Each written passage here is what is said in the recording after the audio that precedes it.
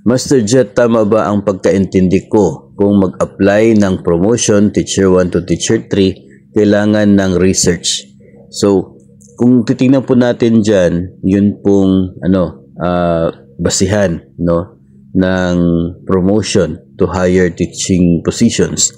Sa kasalukuyan po, if true natural vacancy, that is DepEd Order number 20, series of 2024. So, ano ba yung nandoon na mga bases, If hanggang Teacher 3 lamang naman, yung gusto po ninyong applyan, ay wala po tayo nakikita doon na regarding sa research.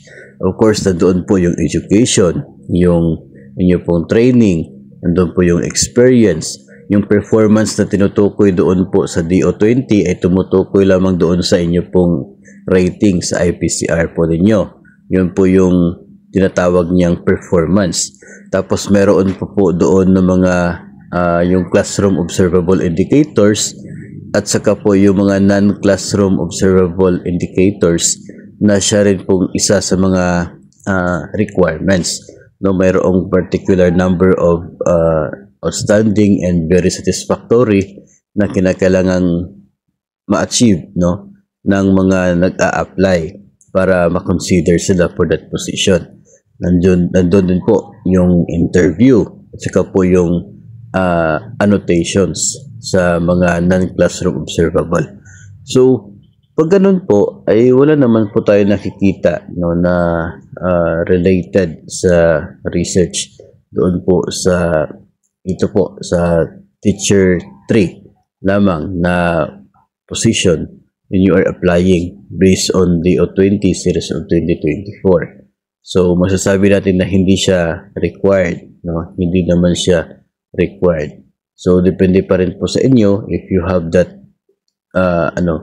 meron po kayong passion for research, you can still, continue with that kasi baka in the future, magagamit po ninyo. Sa ngayon, if you are aiming for Teacher 3 position, ay pwede pa po, na walang ganyan na research na atin pong makikita, doon po sa guidelines. Isa pa po pala doon sa DO20 ay yung under po sa classroom observable indicators ay yung demo teaching.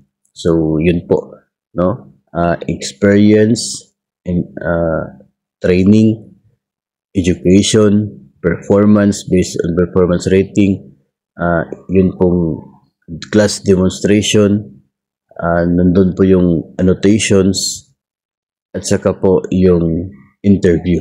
So, yun lamang po yung basis doon po sa DO20 for those applying into higher position galing nga sa Teacher 2 maging until Master Teacher 5. So, ganun po yung nakikita natin na basihan.